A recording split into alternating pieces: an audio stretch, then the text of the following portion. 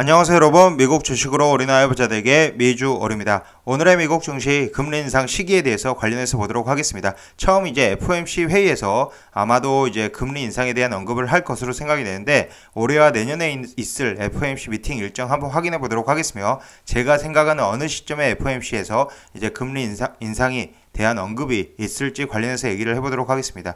이 FOMC 회의에서 금리 인상 언급이 되었을 때 증시는 이제 10% 내외로 충격은 제한적일 것으로 생각이 되고요. 현재 미국 정상화 과정이 계속적으로 진행되고 있기 때문에 이 테이퍼링을 실시한다는 것 자체가 이미 정상화가 진행되고 있다고 보시면 되고, 이 정상화 과정에서 수혜주는 여러 리오프닝주들이 있겠지만 최근 들어서 제가 계속적으로 이제 매수를 하고 있는 이 보잉 주식이 되지 않을까라고 생각이 됩니다. 이 보잉 주식 제가 매수할 때마다 열상팬 이상 게시판과 텔레그램 비공개 채널에서 알려드렸었고요. 현재 FOMC에서 이제 테이퍼링을 이제 본격적으로 시작한다라고 했을 때 계속적으로 이제 상승 흐름이 나오는 게 이 반도체 섹터입니다. 이 엔비디아와 AMD는 계속적으로 들고 가는 게 맞다. 혹시라도 많이 빠지게 된다면 무조건 매수를 해야 되는 종목이다라고 봐주시면 되고요. 반도체 섹터는 계속적으로 좋다라고 보시면 될 것 같습니다.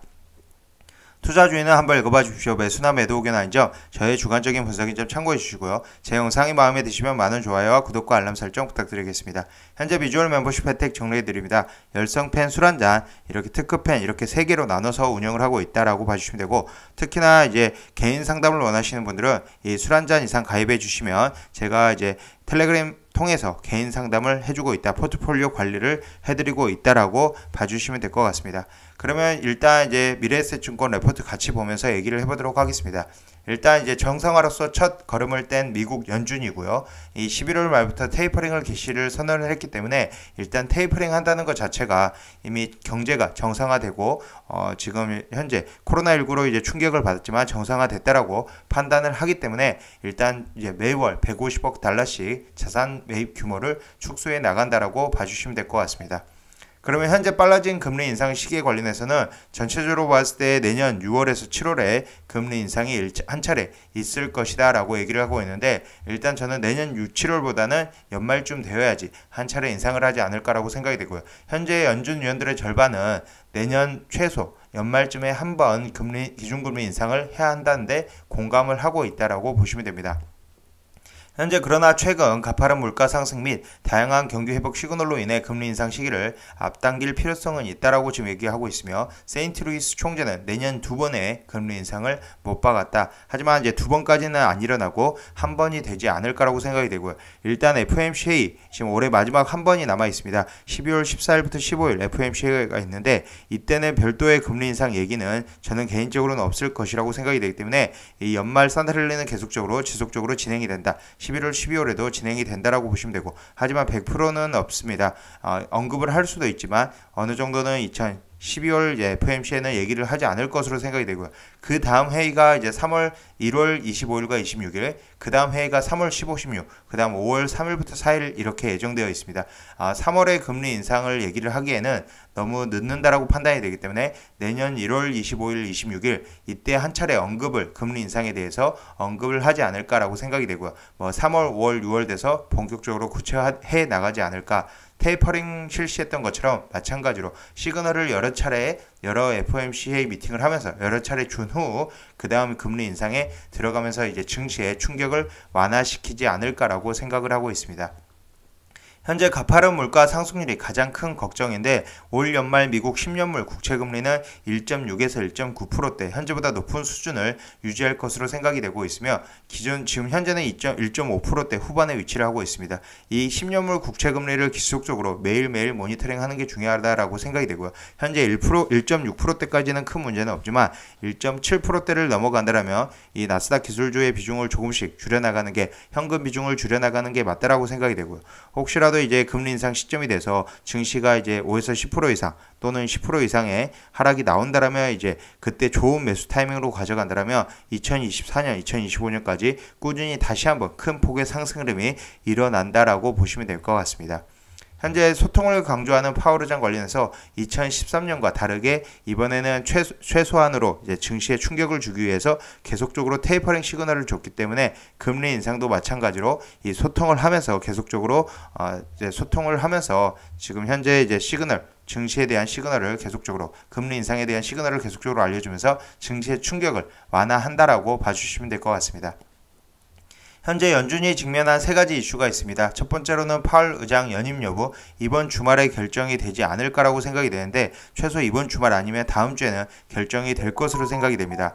연준 이제 파월 의장 연임의 가능성이 가장 크다라고 생각이 되고 저는 대략적으로 70% 이상의 파월 의장 연임 가능성이 있다라고 생각이 되는데 현재 이제 어느 정도는 이제 라엘 브레이너드 이사를 선호한다라고 얘기도 나오면서 이 라엘 브레이너드 이사가 될 가능성도 있다라고 얘기를 하고 있습니다.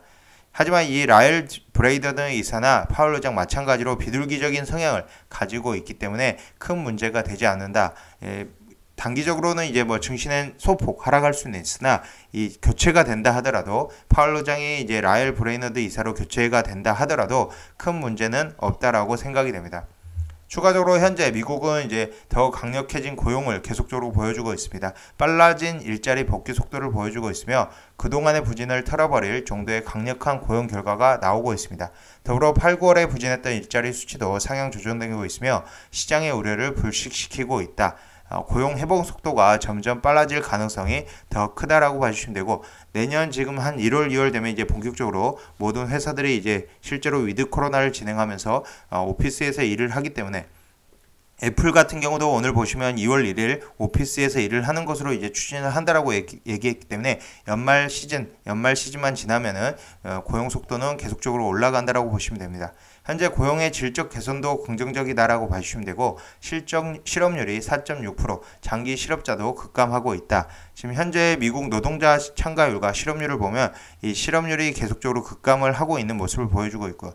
아직 시장 참가율은 이 코로나 전 저점 대비 많이 회복을 하지는 못했지만 그래도 이제 물가, 임금 상승이 오르면서 소비도 계속적으로 늘어나고 있다라고 봐주시면 되고 실업률 같은 경우는 이제 코로나 전 저점 대비해서 1.1% 정도밖에 이제 차이가 나지 않는다라고 봐주시면 됩니다. 여기서 지금 보여드리는 표에서 검정색 라인을 보시면 되는데 실업률이 급격하게 상승되었다가 계속적으로 낮아지고 있는 모습이 보이고 현재 1.1% 정도 남았다라고 봐주시면 되고요. 미국 기관에 따른 실업자 수도 계속적으로 감소되고 있는 추세이다라고 봐주시면 됩니다. 현재 앞으로의 고용시장 전망도 밝습니다. 미국인의 평균 시급은 31달러에 육박하며 전년 동기 대비 4.9%나 상승을 했고 이런 이제 시급의 상승은 결국 기업의 소비 활동이 증진이 되면서 기업의 수익으로 이어진다라고 보시면 되고 최근 발표된 이제 엠파이어 스테이트 지수 고용 지표는 역대 최고 수준을 기록을 했다. 경제가 계속적으로 좋아지고 있다라고 보시면 될 것 같습니다.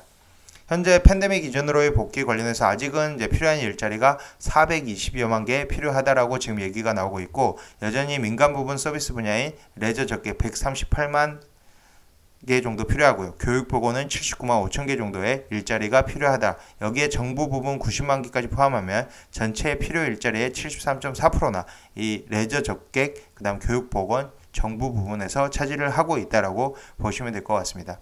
현재 물가는 계속적으로 오르는 추세입니다. 현재 CPI를 보면은 이전 이제 CPI 발표 지수를 보면 6.2%로 굉장히 높은 수준이었고요. 이전 대비해서 5.4%대를 대략적으로 5.3% 4%를 이제 기록했던 것과 대비해서 6.2% 굉장히 높은 수준으로 나오면서 증시가 한 차례 충격을 받았었습니다. 하지만 이런 이제 6.2% CPI 지수 발표에도 불구하고 10년물 국채금리가 올라주지 않기 때문에 다시 한번 증시는 반등해 나가면서 다시 상승 흐름이 나왔다. 지난 한 주간 상승 흐름이 나왔다라고 보시면 될 것 같습니다.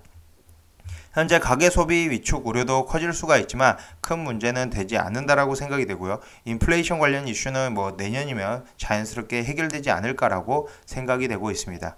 현재 스태그플레이션도 이제 큰 문제는 없다. 스태그플레이션 얘기가 계속적으로 뭐 나오긴 하지만 스태그플레이션 이제 나올 확률은 굉장히 희미하다. 거의 없다라고 저는 생각이 되고요. 일단 높아진 경제 회복 기대감이 가장 크다라고 보시면 됩니다. 지난 10월 말 발표된 3분기 경제 성장 예비치는 2%로 발표되며 시장 예상치를 크게 하했으며 3분기 부진했던 소비, 투자, 재고 등 주요 항목들의 이연 기대감의 4분기에 반영이 되었다라고 봐주시면 되고요. 일단 이제 소매 판매도 긍정적으로 나타나고 있다라고 보시면 됩니다. 이런 상황에서 저는 이제 경제가 정상적으로 이제 진행이 되기 때문에 일단 코로나로 이제 타격을 입었던 종목들이 더 살아날 연말 이후에는 살아날 확률이 가장 크다라고 생각이 되고, 그중에 저는 개인적으로는 보행 주식이 좀 더 한 20%, 10에서 20%는 현재 기준에서 더 상승 흐름이 나올 수 있다라고 보시면 됩니다. 현재 다른 신흥국가 이제 다른 국가에 비해서 미국의 이제 실물 경제가 계속적으로 좋아지기 때문에 이 기본적으로 이 사이클, 선순환 사이클이 계속적으로 진행이 되고 있습니다. 공장 가동률이 올라가고요. 현재 고용이 증가가 되면서 결국 이 고용 증가와 그다음 임금의 증가로 인해서 소득이 늘어나게 됩니다. 이 소득이 늘어나게 된다라는 것은 결국 소비가 다시 많아지는 것이고, 이 소비가 많아진다라는 것은 기업들의 이제 소비 활동이 많아짐으로 인해서 기업들의 수익이 좋아진다. 그렇기 때문에 일단은 2분기에 피크를 찍고 3분기에 많이 하락할 것으로 예상을 했지만, 실제로 3분기 기업들의 실적 발표들을 보면 굉장히 좋은 수치로만 발표가 되었다라고 보시면 되고, 마찬가지로 4분기 실적 발표도 좋을 것으로 생각을 하고 있습니다. 현재 살아나는 제조업 경제가 나쁘지 않다라는 증거이고, 뉴욕 제조업 지수 전월 19.8에서 컨센서스 22.7을 이제 생각을 했었는데 실제로 발표는 30.9를 발표를 했기 때문에 계속적으로 이제 제조업 경기는 좋아지고 있다라고 보시면 되고, 지난 3분기부터 부진한 모습을 보였던 CT 경기 서프라이 지수도 10월 중순부터 턴어라운드가 되었다. 경제는 계속적으로 살아나고 있다라고 보시면 됩니다. 소매 판매도 지금 현재 좋은 모습을 보여주고 있으며 연말 소비 시즌 이제 기대를 하시면 되고, 이런 영향으로 이제 메이시스 티커명 이제 M인데 티커명 M 메이시스의 주가가 20%나 상승하는 흐름을 보여주었다. 연말 소비 시즌 관련해서 이 쇼핑 관련주들이 굉장히 좋았다라고 보시면 되고, 일단 연말 소비 시즌 4분기에 매출이 폭발적으로 증가가 될 것으로 생각이 되기 때문에 이 소비 관련 이제 ETF라든지 개별 종목에도 관심을 가져주면 될 것 같습니다. 관련 종목은 제가 별도로 정리를 해서 열성팬 이상 게시판이나 텔레그램 비공개 채널을 통해서 올려드릴 예정입니다. 현재 연말연시 소비기대 관련해서 온라인 판매는 전년 동월 대비 10.2%나 증가하며 꾸준한 증가세를 보였으며, 외식 서비스 수요는 7월 이후 정체를 보였으나 연말로 갈수록 개선 여지를 보인다. 이런 영향으로 이제 4분기 이 연말연시 이제 관련 수혜주들이 4분기 실적이 대폭적으로 증가를 할 것으로 생각이 되고, 내년 1월 실적도 대폭적으로 증가를 할 것으로 예상이 되기 때문에 이런 이제 쇼핑이나 연말연시 관련주들 관심 있게 봐주시면 될 것 같습니다. 전체적으로 봤을 때 현재 미국과 이제 중국도 이미 정상회담을 했고, 일단 G2 간의 긴장 완화를 기대를 할 수 있으며, 이런 영향으로 이제 유가도 지금 하락 흐름이 나오고 비축유 관련해서 좀 푼다라는 얘기가 나오고 있어서 유가도 하락 80불 이하로 하락이 나왔기 때문에 전체적으로 이제 증시는 계속적으로 좋은 흐름을 이어간다라고 봐주시면 될 것 같습니다.